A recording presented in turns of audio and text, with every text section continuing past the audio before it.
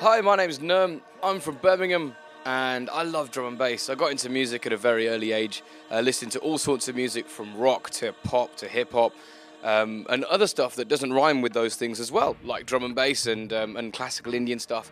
And all of that kind of came together when I hit my teens, could go out clubbing and discovered jungle drum and bass, and that's what just grabbed me by the scruff of my neck and went, "Oi, come here, you need to listen to more of this and get involved." Hi, I'm Decode. I'm from Essex and I've been into drum and bass from the mid to late 90s. Used to listen to hip hop first off and a few club classics, but it all turned around when I got hold of one CD called Drum and Bass Selection 1, which came out on Breakdown Records, and ever since I heard that, my life just changed, and I've been a die-hard drum and bass fan since.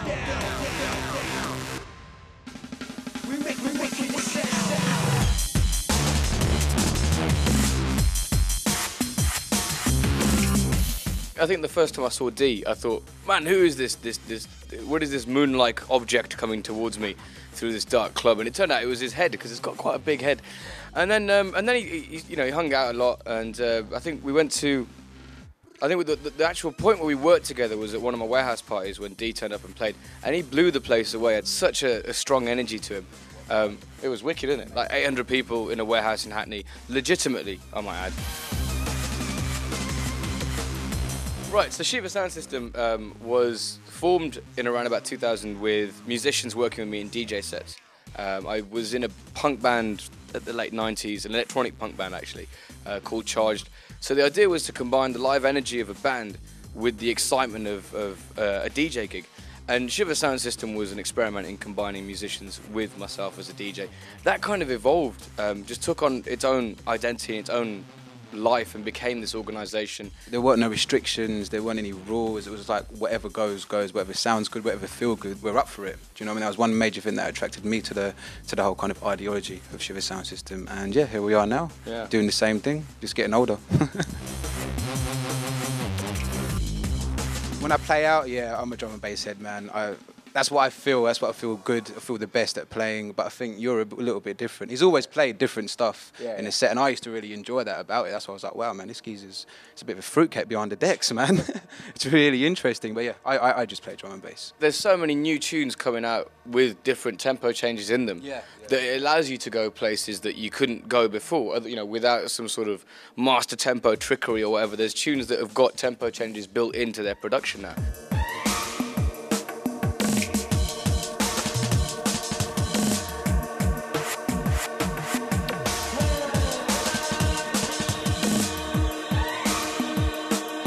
I don't think there is an Asian underground anymore, and I don't think there should be, man. Drum and bass, to me, it's one of the most universal forms of music out there. Do you know what I mean? It's not racially sort of motivated. It's not, you know, obviously there's politics in music, but it's, you know, it's a form of music that everyone understands. It's the most basic form of rhythm. It's drums and bass. So I don't think there should have been any kind of prejudice in it or any kind of like race-led kind of motives. I would say that whatever you're making, just make sure it sounds the best that it can do. If you're making, yeah, and I mean, if you're making drum and bass, rock and roll, hip hop, pop, just make it comparable to everyone else out there, not just your peer group that happen to be your local mates down the pub, whatever colour they are. India's full of brown people. I was quite shell-shocked when we went out there because it was only a very niche amount of people that knew about drum and bass in a sense, and when you played it, the reaction was just unbelievable, man. But yet, half the people didn't know what they were dancing to. Our promoter was like, "Do you want to play for a little while?" Like 3 tunes. He was like, "Do you want to play 3 night. tunes?" I was like, "Well, all right, fine, I'll play 3 tunes." I was like, "Look, I'm going to play drum and bass." He was like, "No." I was like, "Okay, look, I'll play 1 drum and bass track, and if no one likes it, I will gladly step off." 2.5 hours later, I bought in New Year's Eve. I bought in the New Year, and I'm not joking, I'm seeing about 25,000 people on this beach going absolutely crazy to X-Ray. People in the front, they couldn't even blink. They were like, "What is this music?" I was like, "It's just music. Just carry on having a good time." Yeah. And it's just really exciting to see that happen, you know? Yeah. I tell you what, India feels like early 90s London. It's got that same excitement right now.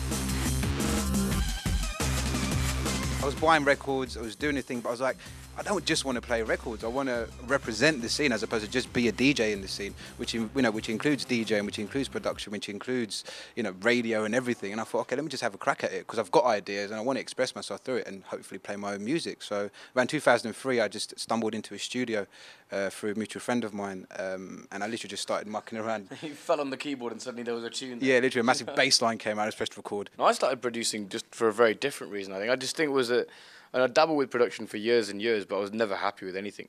And I think I've been really fortunate to work within Shiva Sound System with so many producers and musicians and DJs. And when you meet people that are just better than you at stuff, like in terms of production, you just go with it, don't you? I'm really into experimental dance music, like FX Twin. Planet Mu Records is one of my favourite record labels because they do some really challenging stuff electronically. And that's what I'm into production-wise, but DJ-wise, it's obviously drum and bass. I mean, when I make drum and bass, it just sounds poop compared to what he makes. So I just don't even put it on MySpace or anything. It's not that bad. It's rubbish. Come on. We want to entertain people as well. As I said, we don't want people to stroke their chin until they're red and all the rest of it. We want people to have a good time, hear music they may not hear anywhere else, and go, wow, what was that? Yeah. But still have that excitement. And we want to entertain people as well as educate them. The old BBC maxim, to educate and entertain. Obviously, we're going to be playing drum and bass because that's what we do and we love. New drum and bass as well from new artists, trying to express new ideas. Tempo changes, I suppose we like to call it, because you're getting so many tracks with variations in tempo, as well as some dubstep, but we're going to try and chuck in as well. And some electro. And some electro as well. Yeah, underground music, but hopefully in a bit more of a refreshing sense. It's such a hippie, what we do. It's so rubbish being a hippie. We're a punk through and through. Energy. Right? It's a universal energy. It's a universal energy. We're going to be straight up.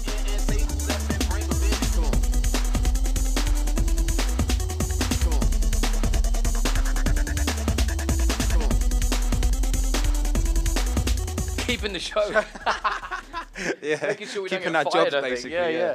No, I think the next, we'd like to take this forward. We'd like to, get more people listening to drum and bass, get more people buying drum and bass records. Because at the moment, everyone seems to be buying dubstep on vinyl. No one's buying drum and bass on vinyl, which it's a shame. Yeah. But I think that's maybe because there's, competition on the underground scene because there's loads more underground music coming up and loads more places to buy records. The internet's changed things an awful lot, and I think we've really got to embrace all of that stuff and turn it around for artists and producers and the public to enjoy themselves once again and rediscover that drum and bass magic. You know what I mean? The one thing that makes that mythical element to it. Yeah, man, that made you want to hunt that down and bring a bunch of girls in because we love girls. Love women. Yeah, great. Just a full-on production, like just really just writing as much music as possible, representing as much as possible, DJing as much as possible, and just making the music go forward and upwards. I think that's our main priority. Yeah, for sure. And have a bloody good time. Bringing that vibe back to drum and bass. I just want to expand on that in 2008 and make sure we do it. Yeah. And like really embrace digital stuff as well as trying to work out a way of getting people to buy vinyl again. We make the cutting edge music. We actually, we're on the cutting edge of music. We should be on the cutting edge of the music business as well. Yeah, exactly. Do you know what I mean? Exactly.